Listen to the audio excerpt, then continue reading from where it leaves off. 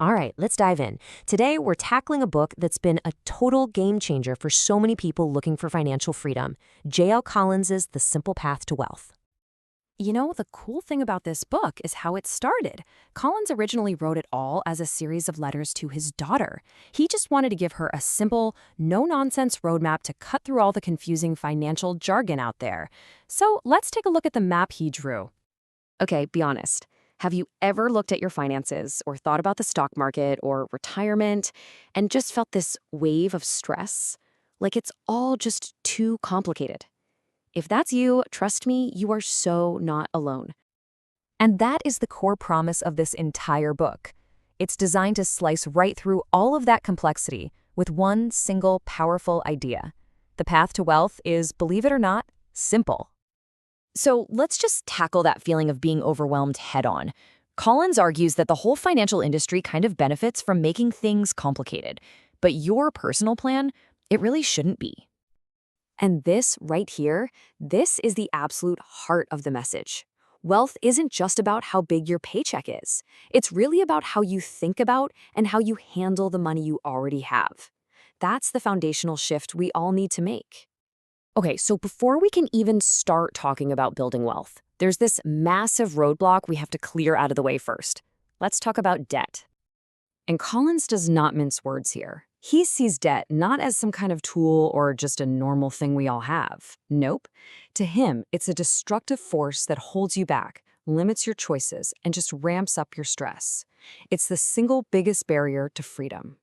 So it's really important to get that strong stance. Now, to be fair, you'll hear other financial experts talk about good debt versus bad debt, right? Like a mortgage or a business loan. But for the purpose of this simple path, Collins's view is that all debt is just a weight holding you back. So what's the plan of attack? It's a really clear three-step process. First, you get everything out in the open. List all your debts by interest rate. Second, you focus all your firepower on the debt with the highest interest rate and just destroy it. And third, and this is probably the most important, you have to fundamentally change your mindset about spending so you don't fall back into the same trap. Okay, so once that dead weight of debt is gone, now we can pivot to the really exciting part, actually building wealth by using the most powerful tool we have. Let's just rip the Band-Aid off right now. This is the big fear that keeps people on the sidelines. And it's not a possibility, it's a guarantee. At some point, the market will crash. But, and this is a huge but, here's the other side of that coin. Every single time in history that the market has crashed, it has not only recovered, but it has gone on to reach brand new highs. Understanding this pattern is everything. So how do you deal with those inevitable crashes? With a simple but really powerful strategy: buy and hold. This just means you have the psychological strength to ignore the scary headlines, ignore the daily ups and downs, and stay invested. You're focused on decades of growth, not the dip that's happening this week. Okay, so we've got the mindset down. Now for the big question. What do we actually invest in? Where does the money go? Well, the answer is something called an index fund.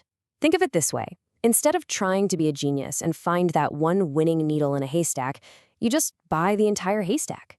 You get a tiny piece of the whole market, which makes it incredibly diverse and really, really low cost. And Collins doesn't just talk theory, he gets very specific.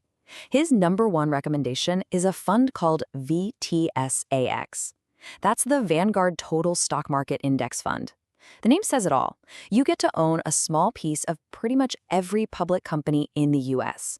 You're not betting on one company, you're betting on the whole American economy.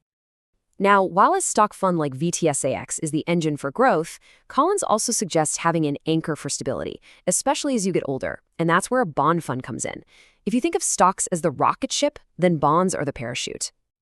Now, having the plan is one thing, but the real challenge, the final piece of this puzzle, is having the discipline to stick with it for the long haul.